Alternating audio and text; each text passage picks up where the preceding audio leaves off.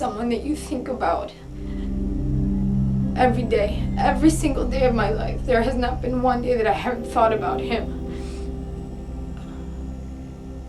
In April of 2006, it was a weekend. I was at home and I was cleaning up and doing homework and stuff. I got a call from my mom. Dad was in the hospital again.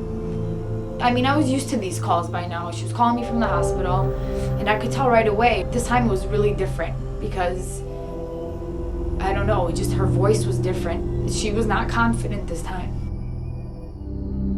So he had a heart attack in his sleep, and he survived the heart attack. We were able to resuscitate him, but he went without oxygen to his brain for too long, and he fell into a coma.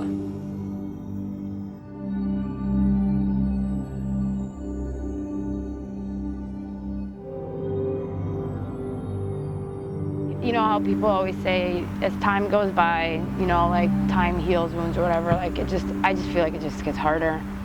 Because now it's like every year, every half year, just like, man, I haven't seen you in 4.5 years, you know? It's just so weird, but it still feel like I just saw him.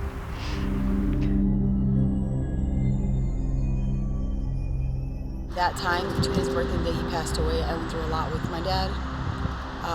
Our last huge long talk, my dad actually cried and was telling me how much he loved me. And then a few weeks later, we kind of got into a little argument, and then he passed away. So it's just something else that I've had to deal with. What did you guys argue about? I didn't make my car payment.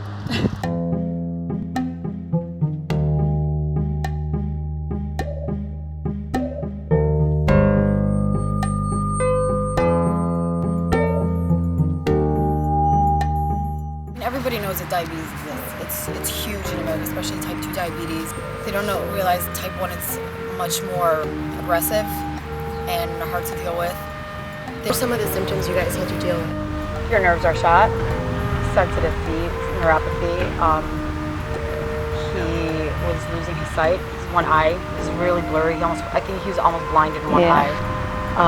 His kidney was affected. He had a kidney transplant. My sister donated her kidney to him. How did you guys decide on that? Do you want to hear? Flip the coin. You did?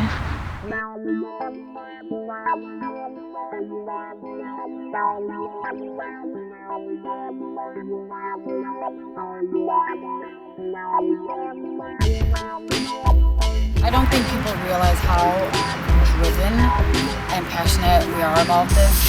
We're trying to find a way, how can we get involved with diabetes? How can I be part of a charity, volunteer, do something? And I was like, this would be the perfect thing.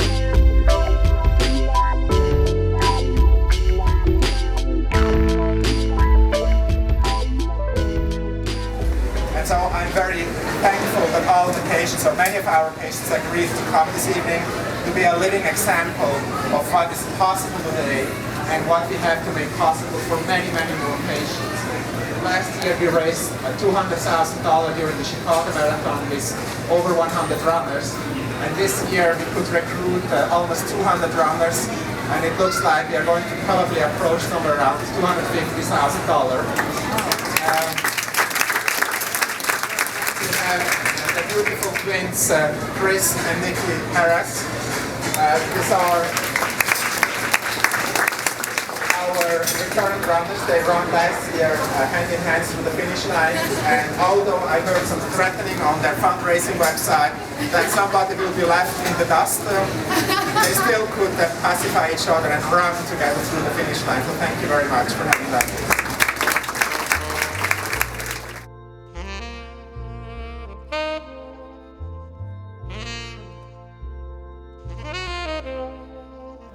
Diabetes is an old killer. It's been around since human beings crept out of the cave. It's time for it to leave. And thanks to the work of Dr. Oberholzer and his wonderful scientific team, it's going to leave. We're going to beat it. The mission of the Chicago Diabetes Project is to find a functional cure for diabetes by transplanting insulin-producing cells to diabetic patients. And Cellmates on the Run, the running group raising the funds, supports directly the Chicago Diabetes Project. We have almost 200 runners. We will have about 20 who are crazy enough not to only run Chicago Marathon, but also to run the New York Marathon. And Nick and Chris are 2 of those crazy 20. And I think they have an inspiring story. They are phenomenal people, and if there's any way you can support them, go for it. They are worth it. This is the Greek lasagna. This is a Greek spaghetti, Greek chicken with the Greek potatoes. This is eggplant, Greek cheese. This is lamb here. You put this lamb over that spaghetti there and you love it. I want to have and cheers on Peter's memory. Okay? I'm so proud of my nieces, both of them. They remember the dad. It was a good dad. And I'm so proud of them because they're doing a good job on his memory. And they got a good mom, which I'm very proud of her. Very, very proud of it. I don't think a lot of moms would have done what she done tonight. You know, and she done this for her daughters because my nieces, I'm very proud of it. I come from Indianapolis just for them. If I had to go another 1,000 miles for them, I would have gone. So they're like my daughters. Enjoy your dinner, and we'll talk about it. And if you guys, you get any advice, I will charge you. Thank to that. And Christy, I love you, Daniel. I love you. Nikimo. Cheers. Daniel, I love you. Love you too, dear. I'm very proud of you. Cheers. Thank you, guys. Thank you.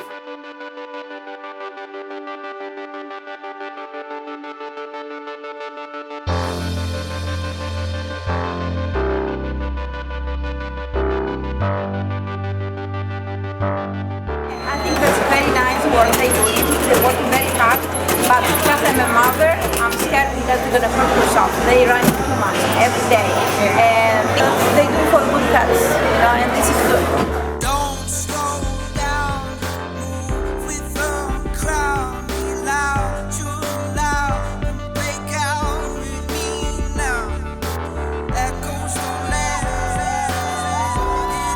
And then once I saw Peggy and all the guys and all my friends there, it gives you a bigger rush. After I saw them, I like sprinted away. I think that we had like 12 miles left or something.